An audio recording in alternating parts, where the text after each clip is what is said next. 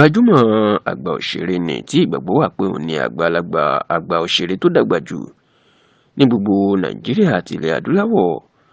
Ìyún Alhaji Abdulsalam Charles, ẹni tó ń pè yàn mọ̀ sí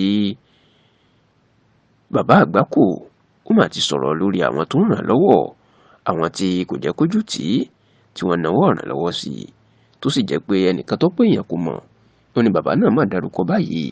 Ìyún gbajúmọ̀ àgbà olórin ni tó ti di ajíhìnrere lásìkò yìí, ìyún ajíhìnrere Ebenezer Fábíyì Òbé, ẹni tí gbogbo ayé mọ̀ sí Bàbá Kọ̀mándà. Ẹ rántí wípé Bàbá Àgbákò, ìyún Charles Olúmọ, ó ní àgbàlagbà òṣèré tó dàgbà ju gbogbo Nàìjíríà báyìí. Kódà tí bàbá náà sì tún ṣe eré tó lọ sóko eré lọ́dún yìí lẹ́ni ọdún 101 years. Láti ọ̀pọ̀ ọdún sẹ́yìn, pàápàá tí tẹlifíṣàn Yorùbá Tòótọ́ náà ti ṣàbẹ̀wò sí bàbá náà ní ilé ẹ̀ tó wà lágbègbè Oníbòkun níjọba ìbílẹ̀ Adó-Odò Ọ̀tà ní ìpínlẹ̀ Ògùn. Inú ti máa ń dárúkọ àwọn bíi Ìyá Rainbow, ìyún Wòlíì Ìdòwú Phillips tọ́pọ̀ èèyàn mọ̀ sí Ìyá Rainbow, Fọlúkẹ́ Dáramọ́lá, gẹ́gẹ́ bí àwọn tí wọ́n máa ń nawọ́ sí inú àwọn òṣèré tíátà àtàwọn amúlùúdùn tí wọn kì í jẹ́ kí ebi pa á.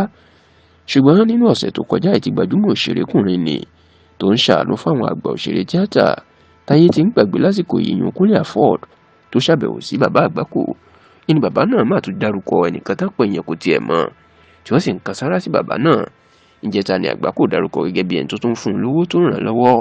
Òun náà mà ní Bàbá Kọ̀mándà, ìyún ajíhìnrere Ebenezer Òbé, tí Bàbá Àgbákò tó sì kan sára sí bàbá náà wípé ó máa ń nawó oore sóhun dáadáa, àti bó tiẹ̀ láṣà tóun máa ń dá lédè ẹ̀gbà fún un, tó sì jẹ́ pé ohun ẹ̀ tóun bá ti dáṣà náà, Ebenezer Òbé ó ti mọ̀ pé owó lòun nílò, tí ó sì fi ránṣẹ́ sóhun.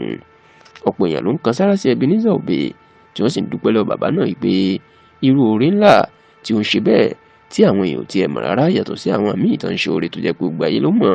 Wọ́n ní irú oore ńlá lóore náà, tó sì ń gbàdúrà fún bàbá náà wípé òun náà ò ní dàgbà yà láyé, kò sì ní fi àìsàn àti ìnira parí ìgbésí ayé ẹ̀.